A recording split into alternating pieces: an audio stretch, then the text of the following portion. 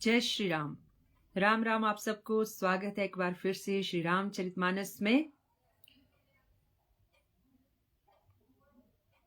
जुड़ जाइएगा जुड़ जाइएगा जुड़ जाइएगा। तो पिछले कल हम श्री रामचरितमानस का जो चौथा कांड यानी कि अरण्य कांड है उसे भी संपन्न कर चुके हैं और आज से शुरू होगा सुंदरकांड। सुंदरकांड श्री रामचरितमानस के सभी कांडों में सबसे अधिक लोकप्रिय है। सुंदरकांड सभी कांडों में बजरंगबली जी को समर्पित है। हर कांड में श्री रामचंद्र जी की कथाएं हैं, श्री रामचंद्र जी के व्यक्तित्व, श्री रामचंद्र जी के चरित्र का उसमें विस्तार है। लेकिन सुंदरकांड ही केवल एक ऐसा कांड है जिसमें सारा का सारा गुणगान यश जो है वो हनुमान जी का है। रंजना शर्मा जी, नीरज सर, स्वागत है आपका। जय श्री राम आपको। तो पहले हम बात करेंगे कि सुंदरकांड को सुंदरकांड कहते क्यों हैं। तो सुंदरकांड में तुलसीदास जी का इस कांड को सुंदर कहने से सबसे बड़ा तात्पर्य तो ये भी है कि ये कांड जो है हनुमान जी के गुणगान और उनके सुंदर प्रसंगों से भरा हुआ है। दूसरा, इसमें हनुमान जी की भक्ति, उनकी बुद्धिमता और उनकी वीरता का सुंदर वर्णन किया गया है। तीसरा, इसमें लंका के सौंदर्य का वर्णन है, सुंदर अशोक वाटिका का वर्णन है। और कहते हैं हनुमान जी अपनी माता को भी बहुत प्रिय थे। माँ उन्हें सुंदर, बहुत सुंदर सुंदर समझ के उनसे बहुत प्रेम करती थी, जैसे एक माता का अपने पुत्र के प्रति स्वाभाविक प्रेम होता है। तो सुंदरकांड में हनुमान जी की श्री रामचंद्र जी के प्रति अनन्य भक्ति और उनका जो अपना बल था, उनका जो अपनी बुद्धिमता थी, उसके सौंदर्य का बखान ही सुंदरकांड को सुंदर बनाता है।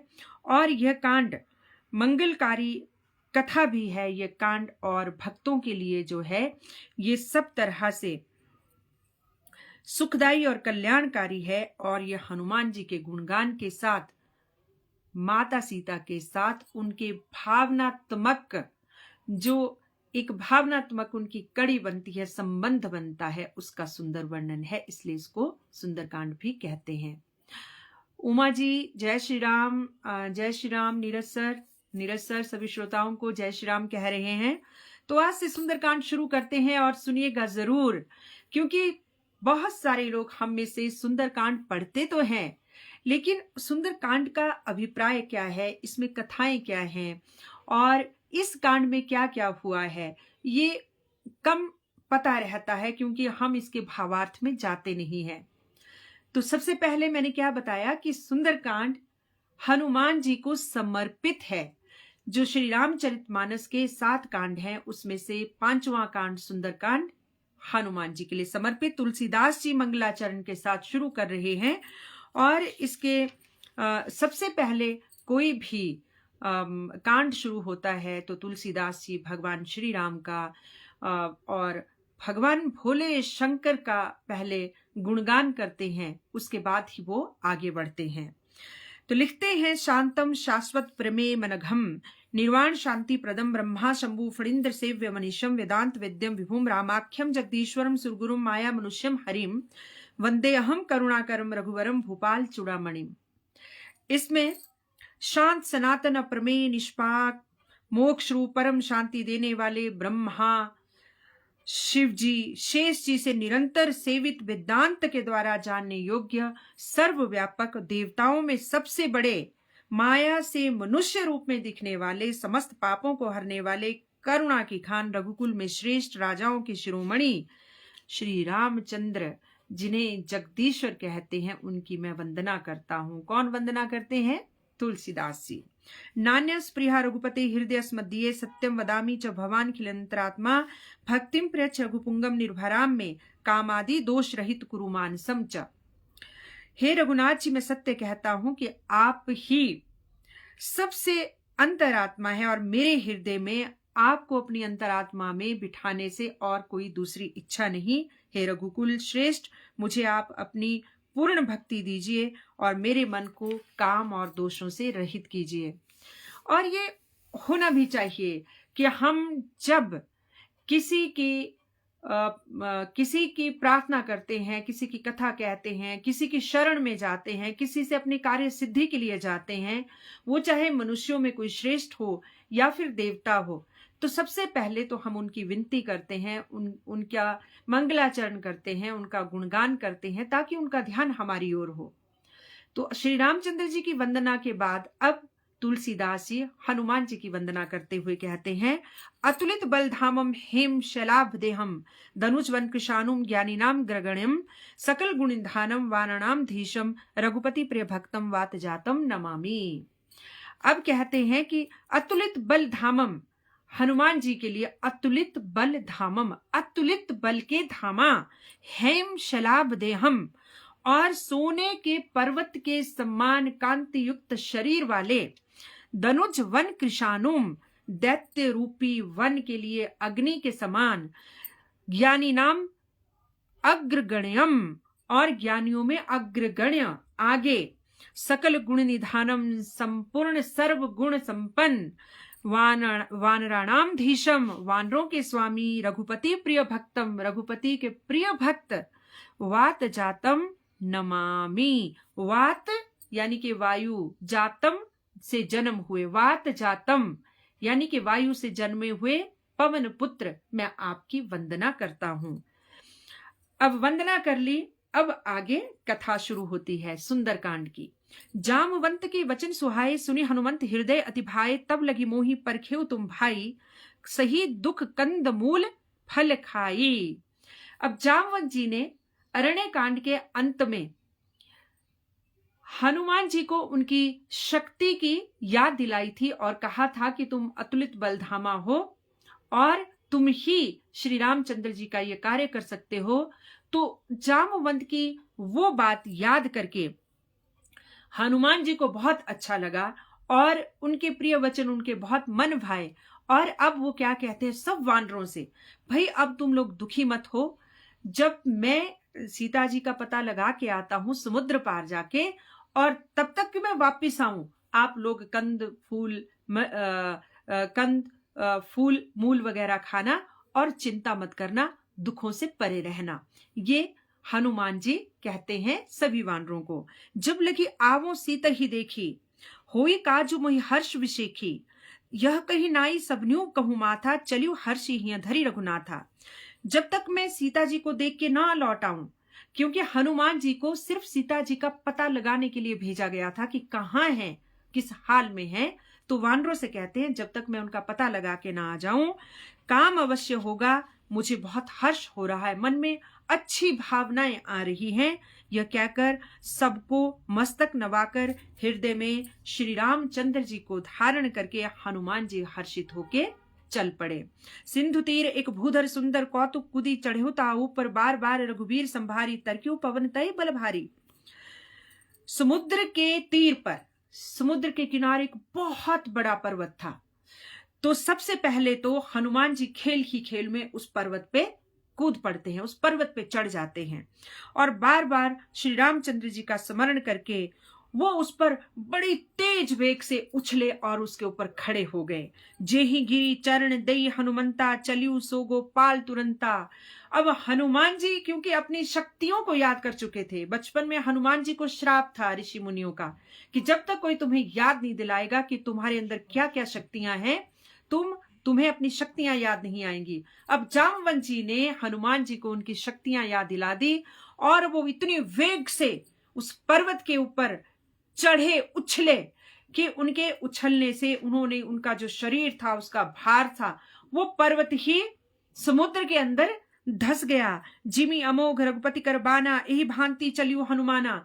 और हनुमान जी किस तरह से चढ़े, जैसे कि श्री रामचंद्र जी का अमोघ अस्त्र जिस तेज से चलता है, उस तेज से हनुमान जी उस पर्वत पे चढ़े। जलनिधि रघुपति दूत विचारी, तय मानक होई श्रमहारी। मेनाक, वो पर्वत कौन सा पर्वत था? मेनाक पर्वत था। जलनिधि रघुपति दूत विचारी, जलनिधि अब समुद्र ने हनुमान जी को रघुपति का दूत जानकर मेनाक पर्वत से कहा कि अपने ऊपर हनुमान जी को तनिक विश्राम करने दीजिए, थोड़ा अपने आप को संभालिए, इनको विश्राम करने दीजिए। हनुमान तिहि परसा कर पुनि किन्ह प्रणाम, राम काज किन्हे बिनु मोहि कहाँ विश्राम। तो जब समुद्र देव हनुमान जी से कहते हैं और मेनाक पर्वत को कहते हैं इन्हें विश्राम करने दीजिए, और हनुमान जी से कहते हैं कि विश्राम कीजिए, तो हनुमान जी कहते हैं, पर्वत को छूते हैं और कहते हैं कि श्री रामचंद्र जी का काम किए बगैर मुझे चैन कहाँ, विश्राम कहाँ। जात पवन सुत देवन देखा, जाने कहूं बल बुद्धि विशेषा, सुरसा नाम अहिन के माता, पठिन आई कहते ही बाता। अब जो देवतागण हैं स्वर्ग में, आकाश में, वो निरंतर श्री रघुनाथ जी को श्री रामचंद्र जी के ऊपर उनकी दृष्टि है निरंतर कि क्या चल रहा है, क्या घट रहा है। और अब वो हनुमान जी को देख रहे हैं और वो सोचते हैं कि क्यों ना हनुमान जी की परीक्षा ली जाए कि क्या ये सीता जी का पता लगाने में सक्षम भी है कि नहीं, ये जो इतनी दूर जा रहे हैं। तो देवताओं ने हनुमान जी की परीक्षा लेनी चाहिए। आज सुर ने मोहि दीन आहारा, सुनत बचन कह पवन कुमारा, राम काज कर फिर में आऊं, सीता कई सुधि प्रभु सुनाओ। अब कहते हैं, जात पवन सुत देवन देखा, जाने कहूं बल बुद्धि विशेषा, सुरसा नाम अहिन के माता, पठे न आई कहीं तेई बाता। तो देवताओं ने सर्पों की माता सुरसा से अनुरोध किया कि हनुमान की आपने परीक्षा लेनी है। तो सुरसा जी समुद्र से निकल जाती हैं, खूब बड़ा भयंकर मुंह बना के, राक्षसी आकार करके सुरसा समुद्र से अपना मुंह निकालती हैं और कहती हैं, आज सुरन हम मुहि दीन आहारा, आज देवताओं ने मुझे आहार दे दिया, भोजन दे दिया। सुनत वचन कह पवन कुमारा, राम काज करी फिर में आऊं, सीता कई सुधि प्रभु सुनाऊं। सुरसा हंसते हुए, अट्टहास करते हुए हनुमान के मार्ग में समुद्र के रास्ते से बहुत बड़ा मुंह बना के खड़ी हो जाती है और कहती है कि आहा, आज मुझे देवताओं ने भोजन दे दिया। और तो जब सुरसा हनुमान जी से ये कहती है तो हनुमान कहते हैं कि मुझे अभी जाने दीजिए, कि मुझे श्री रामचंद्र जी का काम करना है, सीता मैया का पता लगाना है और वो संदेश मुझे श्री रामचंद्र जी तक पहुंचाना है, उसके बाद खा लियो मुझे, ऐसा हनुमान जी कहते हैं। तब तब वदन पैठ्यू आई, सत्य कहूं मोहि जान दे माई, कब निहू जतन दे ही नहीं जाना, ग्रस्सी न मोहि कह्यूं हनुमाना। कि तब मैं आकर तुम्हारे मुंह में स्वयं ही चला जाऊंगा। हनुमान कहते हैं कि तब मैं आकर तुम्हारे मुंह में स्वयं ही चला जाऊंगा, अब मुझे जाने दो, मुझे श्री रामचंद्र जी का कार्य करना है, मैं वचन देता हूं, मैं उनका कार्य करके सीता जी का पता लगा के श्री रामचंद्र जी को बता के पुनः आऊंगा और तुम मुझे अपना ग्रास बना लेना, ऐसा सुरसा से कहते हैं। लेकिन सुरसा कहती है कि नहीं, मुझे तो देवताओं का वरदान है कि जो भी इस समुद्र रास्ते से जाएगा वो तुम्हारा आहार बनेगा, तुम यहां से जा ही नहीं सकते।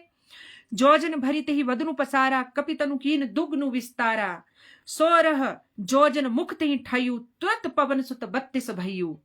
कि उसने योजन भर मुंह फैलाया सुरसा ने, और जितना सुरसा मुंह फैलाती गई उससे दुगना हनुमान जी अपना आकार बढ़ाते गए। तो सुरसा को लगे कि हनुमान जी का आकार बड़ा हो गया, मुंह छोटा हो गया, वो अपना आकार और बढ़ाए, तो हनुमान जी अपना आकार और बढ़ाएं। और अब सुरसा ने देखा कि हनुमान जी ने अपना आकार बहुत बड़ा कर दिया, तो सुरसा ने अपना आकार इतना बड़ा कर दिया, मुंह का इतना विशाल काय कर दिया, और हनुमान जी ने अपनी बुद्धि का प्रयोग किया, तुरंत उन्होंने अपना छोटा सा रूप बनाया और तुरंत सुरसा के मुंह में गए, वहां चक्कर लगाया और बाहर आ गए। और अब सुरसा से कहते हैं, देखो जस जस सुरसा वदन बढ़ावा, तासुदून कपि रूप दिखावा, सज्जोजंत ही आनन कीना, अति लघु रूप पवन सुत लीना। बहुत छोटा सा रूप बना के अंदर गए और बाहर निकल आए। वदन पैठ बुनी बाहर आवा, मागा विदात ही सिरुनावा, मोर सुरने जही लागे पठावा, बुद्धि बल मरमु तोर में पावा।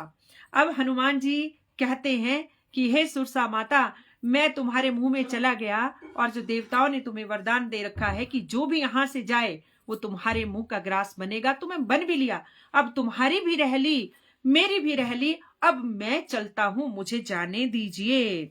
और इस पे सुरसा कहती हैं कि मैंने तुम्हारी बुद्धि का भेद पा लिया हनुमान, मुझे तो देवताओं ने तुम्हारी परीक्षा लेने के लिए भेजा था, तुम अपनी परीक्षा में सफल हुए। जाओ श्री रामचंद्र जी का कार्य करो, और वो शुभ आशीर्वाद देती हैं कि तुम अपने कार्य में सफल होंगे। राम काज सबहु करिहु, तुम बल बुद्धि निधान, आशीष दे गई सो हर्ष चलियो हनुमान। तो सुरसा हनुमान जी को आशीष देती हैं कि अब आप जाए, और तुम तो बल और बुद्धि दोनों के भंडार हो, तुम्हारा कार्य सिद्ध हो। ऐसा सुरसा कह के हनुमान जी को आगे जाने देती है। अब आगे, निशिचर एक सिंधु मह रही, करी माया नभुके खग गही, जीव जंतु जे गगन उड़ाही, जल बिलो की तिनके पर छाई। अब हनुमान जी राक्षसों की नगरी में जा रहे हैं, और राक्षस भी कौन? महाबलशाली रावण, जो वैष्णव भी था, जो शैव भी था। वैष्णव क्योंकि उसके पिता विष्णु भक्त थे, और शैव क्योंकि रावण स्वयं भगवान शिव का परम भक्त था। तो रावण वैष्णव भी था, शैव भी था, महाज्ञानी था, महापंडित था, और राक्षसी वृत्ति से भी ओतप्रोत था, महाअहंकारी। अब उसकी नगरी में हनुमान जी प्रवेश कर रहे हैं, तो इतना आसान तो नहीं होगा। अब जब वो सुरसा के को क्रॉस करके सुरसा से आगे निकलते हैं, तो अब उनका एक और राक्षसी से सामना होता है, जो उस समुद्र में रहती थी, और वो समुद्र से आसमान में देखती रहती थी। आसमान में उड़ते हुए पंछियों को देखकर उन्हें वहां पे वो जड़ कर देती थी और उनका आहार करती थी।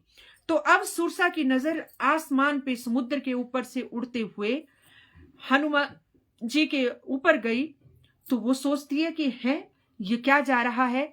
वो उनको जड़ करती है, लेकिन गई छाहा सख सोना उड़ाई, यही विधि सदा गगनचर खाई, सोई छल हनुमान कह कीना, तासु कपटु कपि तुरत ही चीना।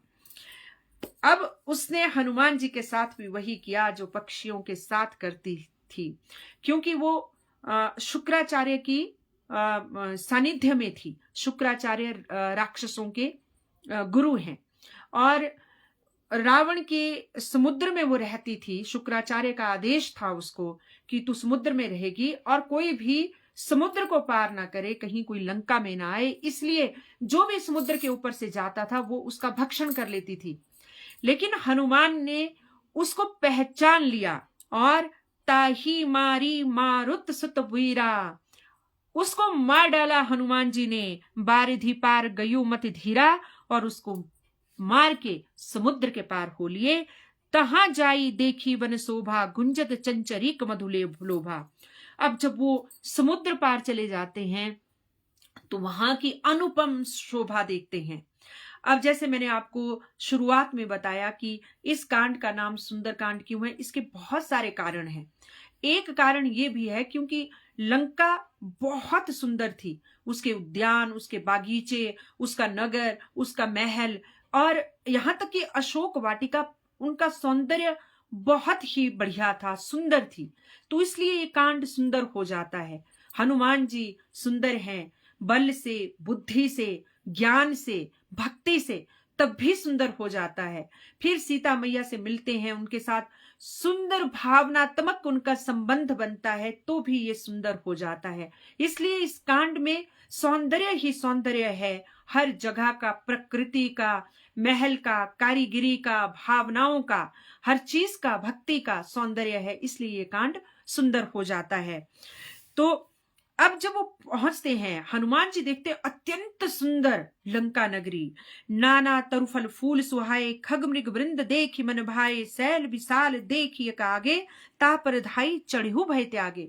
वो देखते हैं कि वहां नाना प्रकार के पंछी हैं, सुंदर सुंदर फूल, वृक्ष, लताएं, फलों से भरे हुए वृक्ष, और उनका मन प्रसन्न हो जाता है। हनुमान जी का प्राकृतिक सौंदर्य ऐसा ही है, चाहे वो राक्षसों के यहाँ हो, चाहे देवताओं के, चाहे मनुष्यों के, चाहे नागों के, चाहे गंधर्वों के, चाहे किन्नरों के, जहां भी होगा उस सौंदर्य से सब मोहित हो जाते हैं।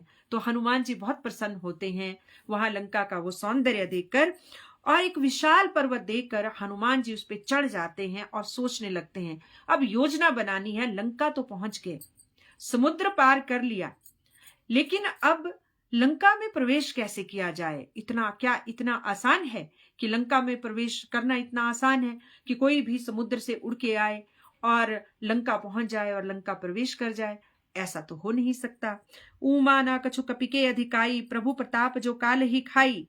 गिरि पर चढ़ी लंका तिहि देखी, कहीं न जाई अति दुर्ग विशेखी। अति उतंग जल निधि चहु पासा, कनक कोट कर परम प्रकाशा। अब भोले शंकर जी पार्वती से ये प्रसंग सुना रहे हैं और वो कहते हैं कि पार्वती, कि हनुमान जी की कोई बड़ाई नहीं है, कोई बड़ाई कर ही नहीं सकते हैं। वो अनुपम है, वो सबसे अलग हैं, शक्ति में, बल में, भक्ति में अलग हैं। और ये प्रभु का प्रताप है, ये हनुमान जी का ही नहीं, प्रभु का भी प्रताप है, उनके ऊपर आशीर्वाद है। और प्रभु का प्रताप तो काल को भी खा जाता है। पर्वत पर चढ़कर हनुमान जी लंका को देखते हैं। अति सुंदर परकोटा, इतना सुंदर किला जिसकी बात नहीं की जा सकती, वर्णन नहीं किया जा सकता। और पूरी की पूरी लंका चारों ओर से घिरी हुई, पानी से घिरी हुई है और उस पानी में भयानक मगरमच्छ, भयानक जल जीव उसके अंदर हैं। सोने की चार दीवारी ऐसी चमक रही है कि उससे चारों ओर प्रकाश हो रहा है।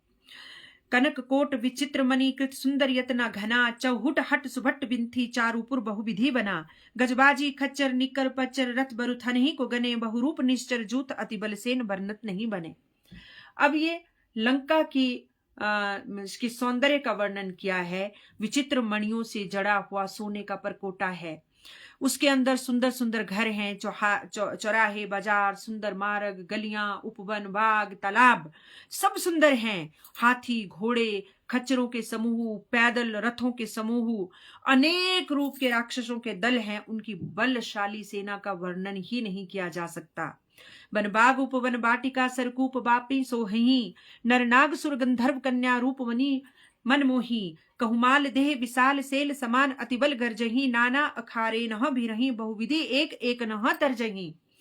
कि वन बाग उपवन फुलवाड़ी तालाब एक से एक बढ़कर सुंदर हैं। मनुष्य, नाग, देवता, गंधर्व, कन्याएं, सबके मन को मोहने वाला सौंदर्य है। कहीं पर्वत के समान विशाल शरीर वाले बड़े बड़े राक्षस गरज रहे हैं, तो कहीं अखाड़ों में भिड़ते एक दूसरे को ललकार रहे हैं। ये लंका का वर्णन किया है जो हनुमान जी देख रहे हैं और तुलसीदास जी उसका वर्णन कर रहे हैं।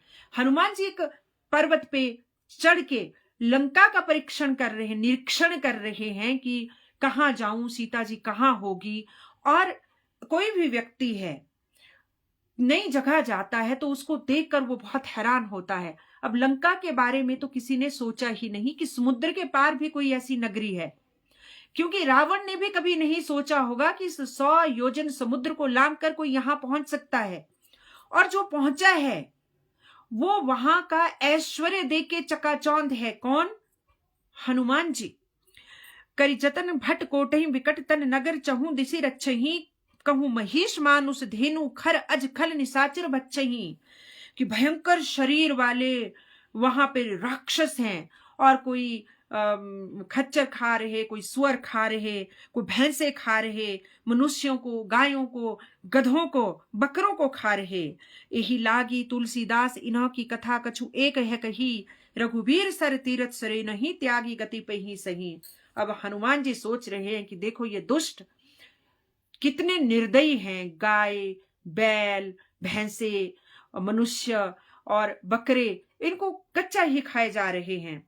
हनुमान जी सोचते हैं कि रुको बच्चों, अब रघुवीर जी आएंगे और उनके तीर से ही तुम्हारा उद्धार होगा और तुम सबके सब, हनुमान जी भविष्य देख रहे हैं कि सबके सब श्री रामचंद्र जी के द्वारा इनका संहार होगा, इनका उद्धार होगा। खा लो जितना खाना है खा लो। पुर रखवारे देखी बहु कपि मन किन विचार, अति लघु रूप धरो निसी नगर करो पैसार।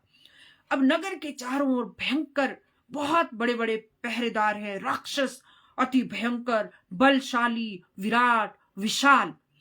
अब हनुमान जी करते हैं कि इन बड़े बड़े विशाल जितने राक्षस हैं उनके बीच में मैं विशाल बन के जाऊंगा तो अंदर घुसने से पहले ही युद्ध हो जाएगा, सब सचेत हो जाएंगे, तो क्यों ना छोटा सा रूप धर के मैं लंका में घुसता हूं।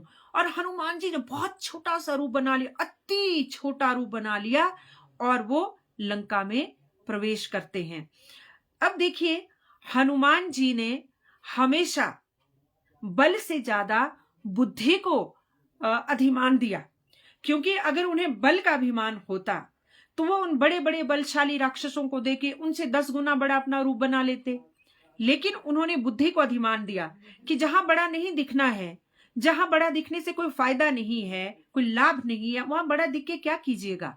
तो वहां छोटे से बन गए, मसक समान, मच्छर के समान छोटे से बन गए। मसक समान रूप कपिधरी लंकही चलियो सुमरी नर हरि नाम लंकिनी एक निशिचरी सो कह चले ही मोही निंदरी।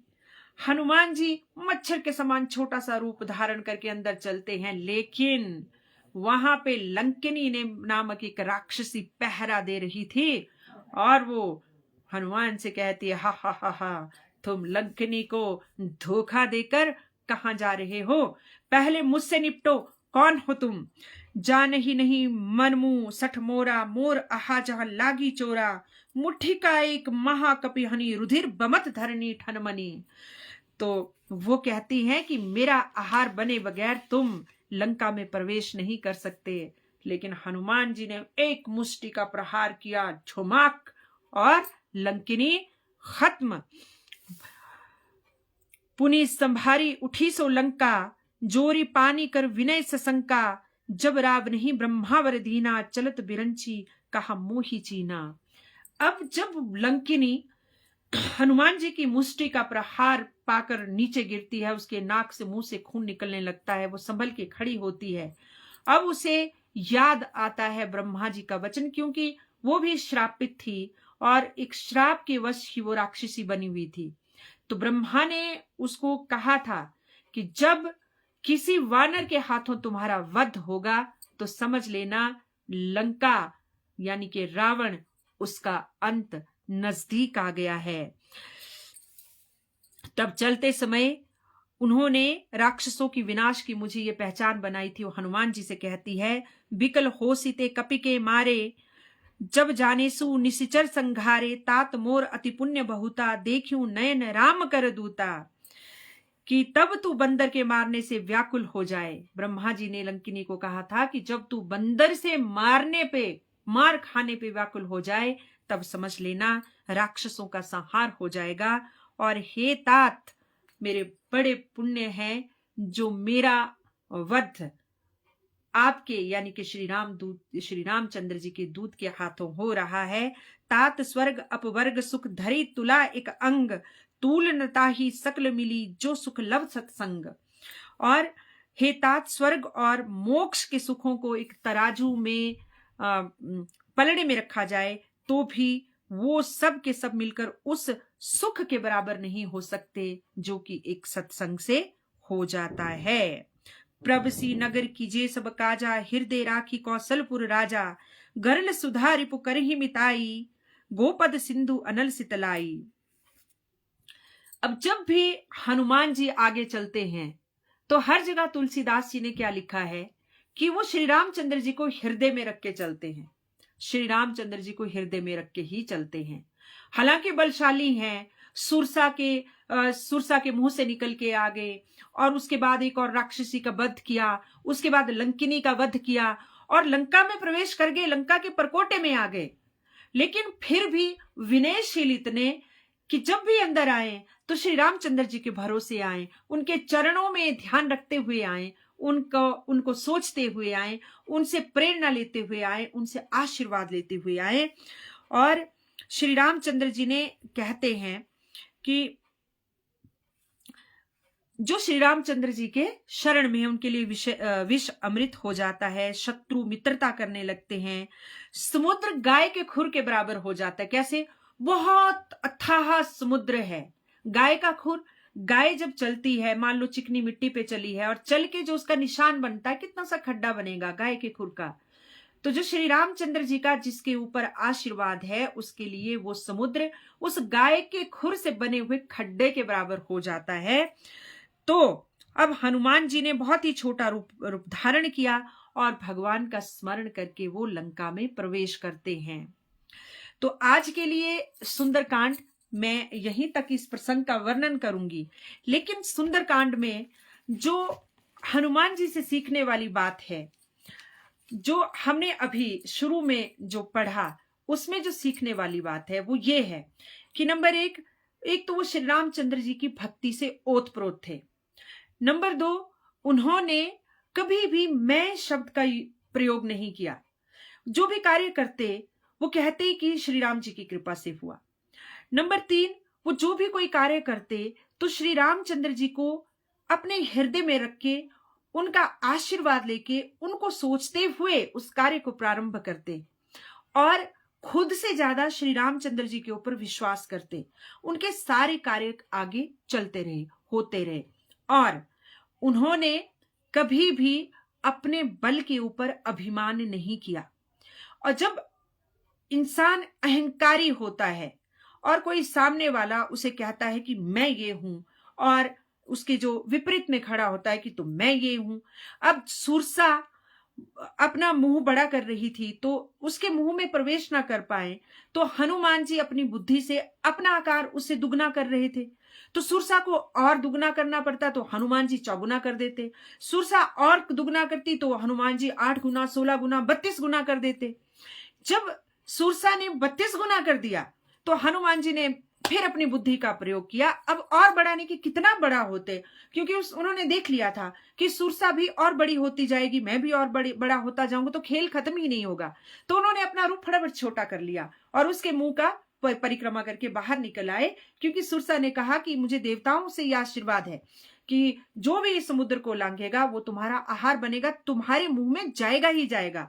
तो हनुमान जी ने अपनी बुद्धि का परिचय दिया, उसके मुंह में गए और जीवित बाहर भी निकल आए। सुरसा की भी रह गई, उनकी भी रह गई। और इसी तरह जब वो लंका में प्रवेश करने लगे तो बलशाली बहुत बड़े बड़े विशालकाय राक्षस खड़े थे, लेकिन उन्होंने मच्छर के समान अपना रूप बनाया। उन्होंने वहां अपना बल नहीं, अपनी बुद्धि दिखाई। तो इससे हमें यह सीखने को मिलता है कि जीवन में हर जगह बल दिखाने की आवश्यकता नहीं है। जीवन में हर किसी के आगे अपना ज्ञान अलापने की आवश्यकता नहीं है। कभी कभी बुद्धि का भी प्रयोग करना चाहिए। अगर आपका कार्य अपनी बुद्धि का प्रयोग करके अपने आप को छोटा सा दिखाकर, साधारण दिखाकर आपकी कार्य सिद्धि हो जाती है तो साधारण बन जाइए। वहां असाधारण होने से आपका कार्य हो ही नहीं सकता। तो इसी तरह से श्री रामचरितमानस का सुंदरकांड, इसको सुनिएगा जरूर, रोज सुनिएगा। और वैसे भी कहते हैं कि सुंदरकांड सुनने से जो है हनुमान जी की कृपा मिलती ही मिलती है। और हमारे जीवन में बहुत सारी मुश्किलातें हैं, किसी का कोर्ट कचहरी का चक्कर है, किसी के ऊपर कोई किसी तरह की कोई मुसीबतें आई हैं, तो सुंदरकांड का नित्य हर मंगलवार या शनिवार को अगर पाठ करते हैं तो हमें बहुत सी मुश्किलातों से छुट्टी मिल जाती है। तो आज के लिए बस इतना ही। कल रात्रि 8:30 पर फिर आपसे भेंट होगी। सुंदरकांड का प्रसंग आगे बढ़ाएंगे, सुनेगा जरूर। बहुत मजा आता है सुंदरकांड में, और एक अलग सी ऊर्जा जो है सुंदरकांड हमें दे जाता है। इसी के साथ आप सबको जय श्री राम, जय बजरंगबली, शुभ रात्रि।